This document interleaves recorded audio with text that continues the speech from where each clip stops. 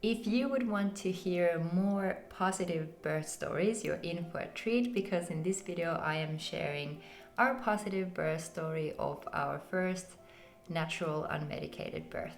I believe that when preparing for birth, it doesn't matter if it's your first one or the fifth one, you can never hear too many positive birth stories. And especially if you're somebody who has a bit of fear or anxiety about the upcoming birth, I want to encourage you in your journey in sharing my own positive birth story. If you're new to this channel, hi there, I'm Vilma. I'm a mother of two, and I'm here to tell you my honest point of view on all things parenting. This is a place for parents to be, or already parents, to find real, honest and relatable conversations about life with our little ones, with its ups and downs, moments of joy and success, but also its frustrations and disappointments. I do not want to be anybody's parenting guru or parenting coach. I'm just a fellow parent who wants to share her life in a relatable way. So like I said, I don't think there can ever be too many positive birth stories, especially when you consider how birth is usually portrayed in pop culture, in movies and all that. So I think there's a lot of misrepresentations, and I also think that women are very alienated about what it means to be a woman and what it means to carry a child and give birth, and how it can all happen very naturally. Of course, it can be uncomfortable, but for me, the starting point is not an emergency. Surely, anything can happen with birth, but to me, birth is just a natural part of life, and yeah, that's how it is.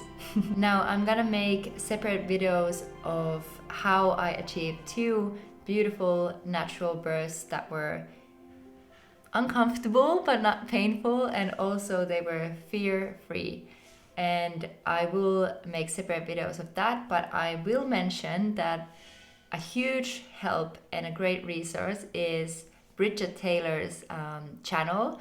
She talks about pregnancy, birth and postpartum in a very comprehensive way, and she's just the best.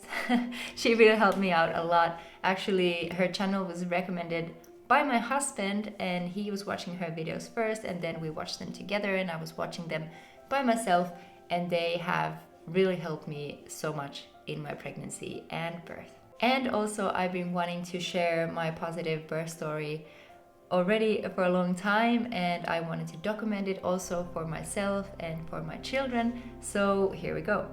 I'm trying to wrap what was around 12 hours to as short of a time as I can, but I have a feeling that this might be a lengthier video, so if you're wanting to hear all the twists and turns of the birth, make sure to stick around and watch till the end. So my daughter was meant to be born on the 8th of March 2020, but after 4 days there was still no signs of labor starting, and then on a Thursday, on the 12th of March, I went to walk up some really steep steps on a hill to get things going. And on that evening I lost my mucus plug. I called the hospital to ask for some guidance and what they wanted me to do, and they said, you can just, relax. It might be that the labor is gonna start now, or it might be that it's gonna start in a couple of days, so you can just chill and try to rest.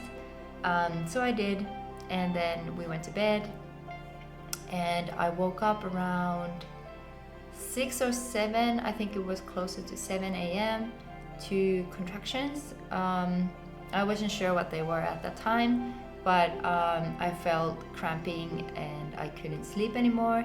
And then I was like, maybe this is the real deal. I didn't get any Braxton Hicks during my first pregnancy, so I wasn't sure if this was just like Braxton Hicks, something for practice, or if this was actually labor.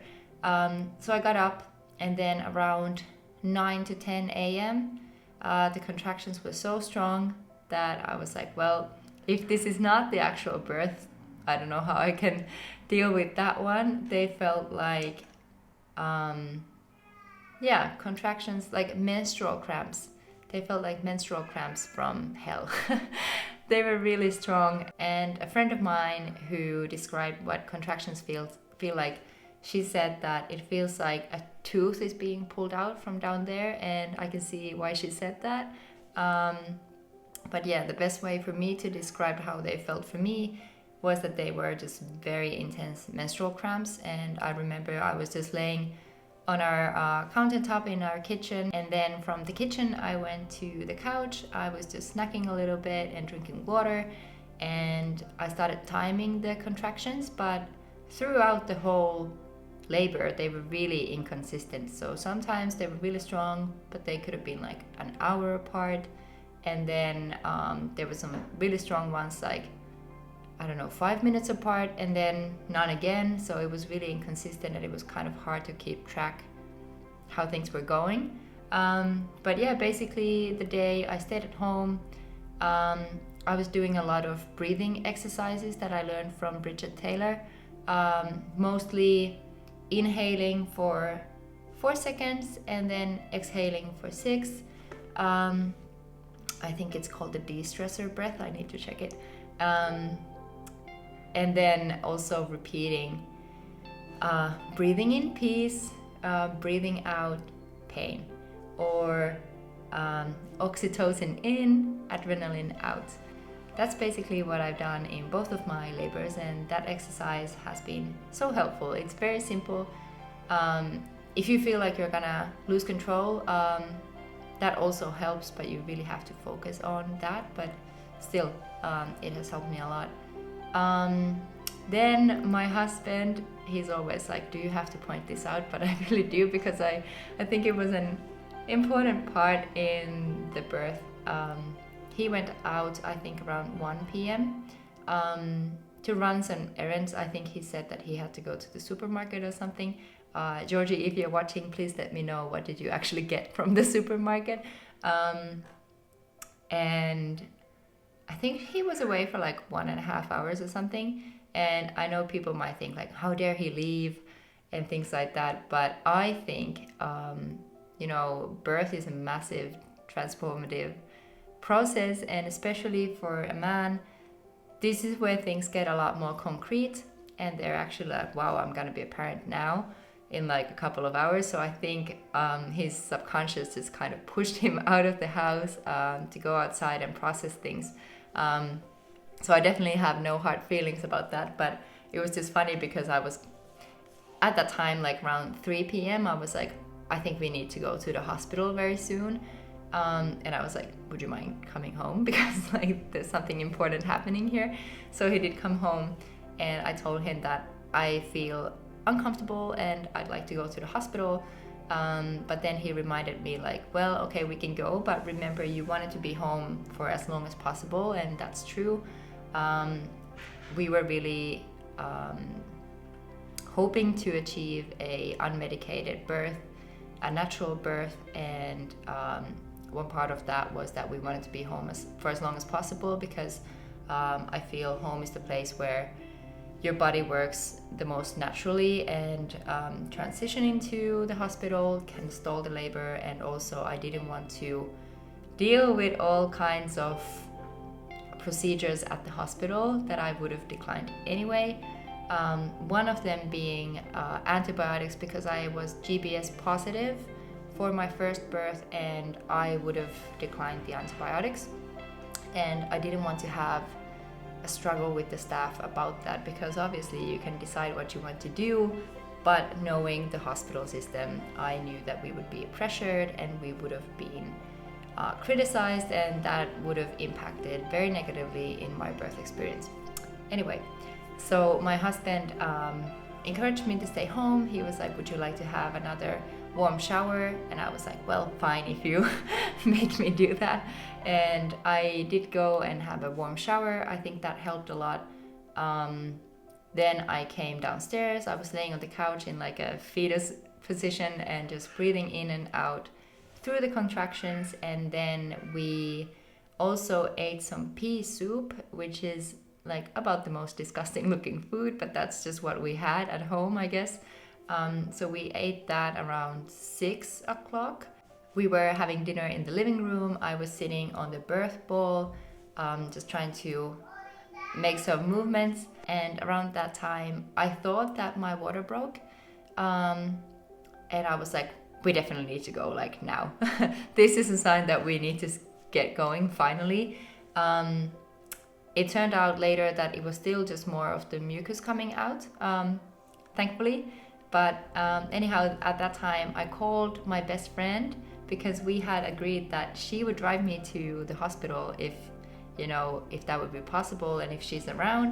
So we called her, but she was out of town and it took her 30 minutes to get to our place. So she was at our house at around 6:30 p.m. And at that time I was just bent over, I couldn't stand up straight, and I was just telling my husband, like, I'm not coming home without a baby. Like, they're not gonna send me home from the hospital. It doesn't matter if I'm just like 1 centimeter open, I'm staying. And my husband just tried to keep me calm, and my friend came, and we're both volleyball players and we have been through many things and injuries also on the court. And I told her that, a twisted ankle is nothing compared to birth. And she was just like, yeah, okay, I hear you. And then she has the tiniest car, and it always used to be like full of just like random items. So it was again, and we had to like move things around a little bit. We laid the towels at the back of the car, and I was just laying there, and it's about a 10 or 15 minute drive to the hospital from our house. But halfway I felt the urge to push, and I was just like, wow, like the baby's coming now. And they were just like, just keep calm and breathe. And I was just like, don't you fucking understand? Like, the baby is about to be born like right now, and like, you come here and breathe. I think before that I was like quite cool, but I definitely have been swearing at both of my births. And so I just kind of crossed my legs and hoped that my body wouldn't just like push out this baby, because if you're giving birth unmedicated, you can really feel the urge to push. But also when it comes to the pushing stage, your body knows what to do, and you can just move with your body. And basically, like, even if you would lose consciousness at birth, your baby would be born if everything else is fine. So your body really knows how to, get the baby out. But we arrived at the parking lot of the hospital, and my husband went to call the midwives, and they came. I was really struggling to get out of the car. I was just like, it was very intense. And they asked if I need a wheelchair or if I should just like lay on a splint, and I said, I cannot sit. Like, are you kidding me? I need to go lay down. Like, the baby's gonna be born now. Before they arrived, I was just like leaning onto my husband. I had all these plans of having like nice braids for my birth, and we can take like cute pictures and whatever at the hospital. But when my friend left the hospital, I was just like laying to my husband, and he thanked her, and like my hair was just on my face, and I think I was able to like give a little bit of a wave, but that was all. Anyhow, the midwives came. They were asking some basic questions, like if this is my first time giving birth and so on. And I said, yes, this is my first time, but the baby's being born like right now. And they were kind of looking at each other. They were like, well, yeah, we've heard this so many times before, and they didn't really believe me. And then I said, if I'm not like over 8 centimeters open, and like I just like left a little blank, and then the other midwife said, you're gonna die. And I was like, I'm literally gonna die. And then like it was nice, we were kind of making jokes about it at the same time.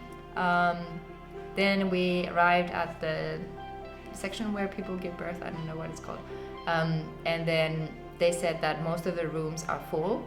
And I was just like, whatever, like I can give birth here at the corridor. Like, I'm just happy that there's 2 midwives, and I'm at the hospital, and people, have information about babies, so this is fine.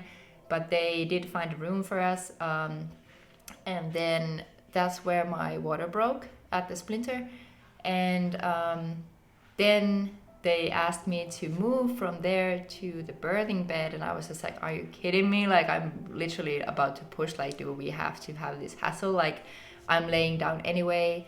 By the way, I didn't want to be laying down. I was quite intentional of like giving birth in all fours or something like that. I know what pushing on your back with your knees bent does to you and the baby, but at that moment I didn't care. I was just like, this is gonna happen anyway.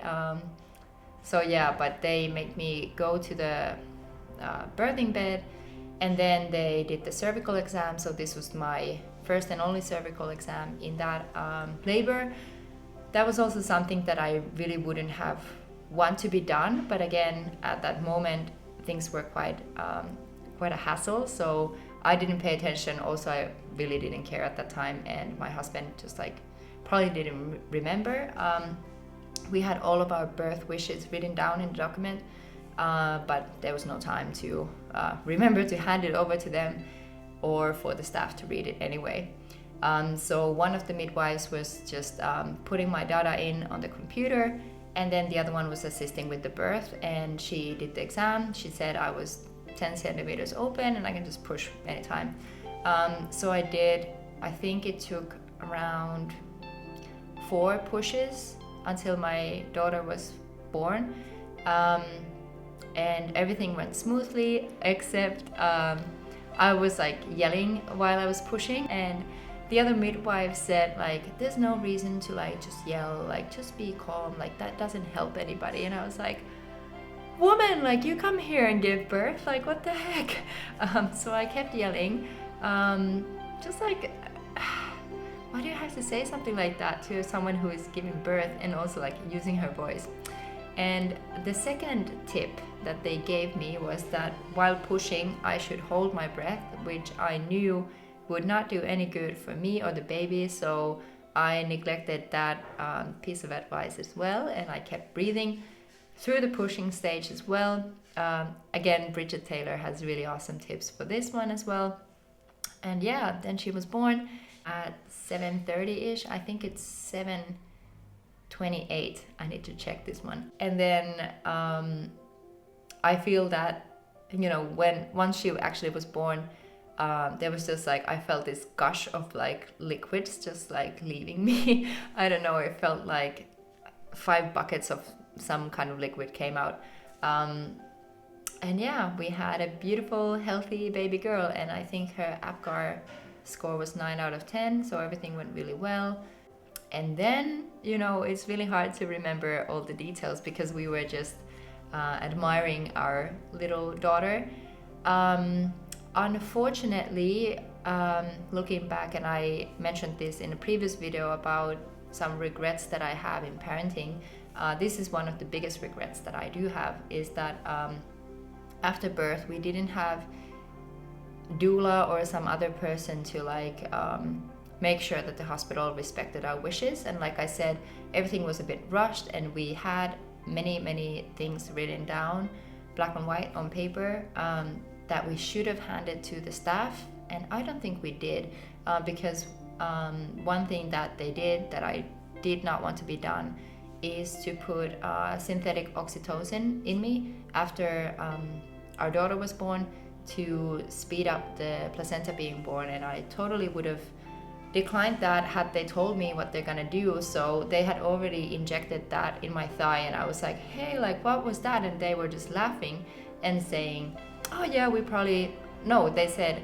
oh yeah, you probably want to know what we put in you, hehe. And I was like, yes. What was that? And they were like, oh, it's just the oxytocin, so the placenta is gonna be born. And I was like, okay, fine. Another thing was that we wanted to have a proper delayed cord clamping, and at the hospital they were kind of just like, it was like 2 minutes, and they were like, okay, done, and like, let's clamp the cord, and does daddy want to cut the cord? And I asked if the placenta has really given everything back to the baby, and they were like, yeah, it has, and we didn't know better, so we just believed them. But looking back, it probably didn't. So that's something that I really do regret. But yeah, they weighed her, they checked her. I think they put also there's this kind of silver paste thing that they rub in baby's eyes. Another thing that I would have declined. But I think they did that at the same time when they were measuring the baby. Yet another thing that didn't happen in our home birth, which was for our second baby. So yeah, I'm a big advocate for home birth. But anyway, I think our birth was really amazing and beautiful and positive, especially all the part that happened before we got to the hospital. And we were asked to rate our birth experience, like from the hospital point of view, after birth, but it was just like a couple of days after, and we really hadn't had time to process the whole thing. And we gave the experience, I think, like a full 10 or something like that. Looking back, I would have given the hospital like 3 or something. But yeah, at that time, we were just so happy to have a little baby and start our life with her. After birth, we were in the room for about 2 hours. I was able to have a shower. The midwives ran the standard tests for our baby, and she had some bonding time with her father, obviously skin to skin, and no clothes for the baby, no bathing for the baby for the first 2 weeks. So luckily that hospital didn't bathe the babies, because they really need all the healthy gut bacteria and all the healthy bacteria that they have accumulated when being born for their life, basically. We got some very nice evening snacks. So we had like champagne glasses filled with orange juice, and I think we have some like toast and things like that. It was very nice. Then we were transferred to another room that was a family room, and that's where we stayed for another 6 days after birth. So I was GPS positive, like I mentioned earlier, and I didn't get any antibiotics because literally there was no time, but I also would have refused them. So the first 2 days they were just checking if the baby has any signs of infection. So they ran some blood tests and they listened to her heart and things like that, but there was nothing concerning there. However, we had an ultrasound appointment, just waiting, and that got transferred all the way, I think, to the 5th day, because the hospital was quite packed, and for some reason they couldn't find a slot for us before, so we had to wait for that. And another thing was that her bilirubin values were quite high, so those 2 reasons kept us in the hospital for a bit longer. And actually I didn't mind. I think like the first 3 or 4 days I was quite happy that there was always staff around, that I could ask questions if there was something that I needed help with. But yeah, I think like on the 4th day I was already like, well, we could just go home. And then like the last days were kind of boring to be there, and I just really wanted to go home already. Also because of COVID, my husband was able to stay in the room for the first 3 days, but then after that they said that because they are understaffed and they need to combine 2 different departments, my husband has to go home. But luckily he was still able to visit us from 10 a.m. to 8 p.m. and he just went home to sleep. And luckily also nobody else came to the room, so it wasn't just like me and a bunch of other moms. I was really nervous about that, if my baby would wake them up or something. I don't know, I cared too much what other people think about me. Probably not anymore, but at that time I definitely did. So I'm really happy that it was just me and our baby, and of course my husband when he could visit. And then at the hospital, so we got a lot of help from the midwives, and they were really nice and friendly,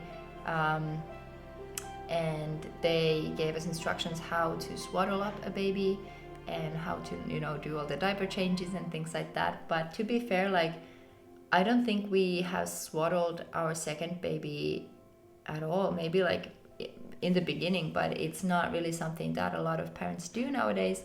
But it's a practice, at least at that hospital, and I think it's a pretty mainstream practice anyway. So yeah, we needed help with that, and to be honest, like that's how our baby slept best when she was swaddled, because it reminded her of her time in the womb being, you know, nice and tight and snuggled in. So yeah, the midwives were really good at that, and we had no idea. I think that was the bit that we struggled with the most. And yeah, some other advice, we got very mixed advice. So everyone was really friendly, but I felt like every midwife kind of recommended totally different things. So it was quite confusing, and this is why I also think that it's really good to, you know, learn about these things beforehand and just go with your gut feeling. Of course, there's a lot of things that are confusing as a first-time parent, but I think you can just, some things you can just figure out by yourself and really go with the ones that feel the most natural and logical to you. So yeah, that's basically how approximately 12 hours happened. And I wanted to describe it as best as I can. I hope that you enjoyed listening to our positive birth story. I know some parts of it that happened at the hospital were not so positive, but overall, I feel that we had a beautiful birth experience, and some things that I stressed about before birth, one of them being my water breaking very early before labor actually starts because of the GPS positive diagnosis and the antibiotics that I wanted to refuse. Actually worked out perfectly. My water broke just 10 minutes before she was born, and I felt really blessed that it went the way it did, and I think the birth couldn't have been more perfect. This is also to encourage other people who are hoping to achieve a natural birth. First of all, it's totally possible, and that is natural, and generations of women before us have given birth naturally, so that is totally doable. But nowadays, in our culture, birth is considered an emergency situation, which it is not. It is a natural, beautiful part of life, and you can achieve a unmedicated birth with preparation. When you know how to calm your nervous system down with breathing exercises and other natural pain relief methods such as hot water or essential oils or massage or things like that. It's an amazing journey, and I think I crossed like my threshold for pain so many times.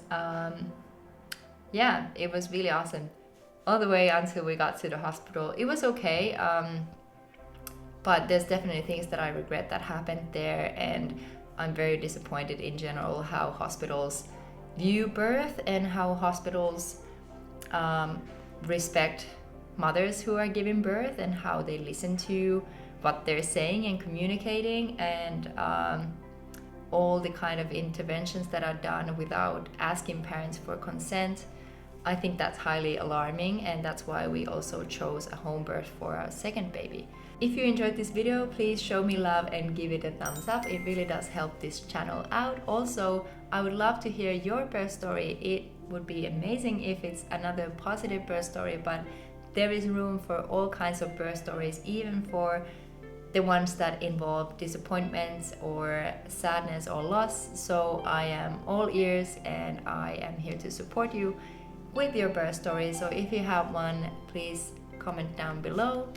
Also, if you are anticipating birth, please share your thoughts down in the comments. I would love to help you out with some things that I know from my experience as well. If you're looking forward to my second birth story, which is a natural unmedicated birth at home, please subscribe to this channel and hit the little bell so you'll be notified when that video is out. Thank you so much for being with me in this video, and I'll see you in the next ones. Bye!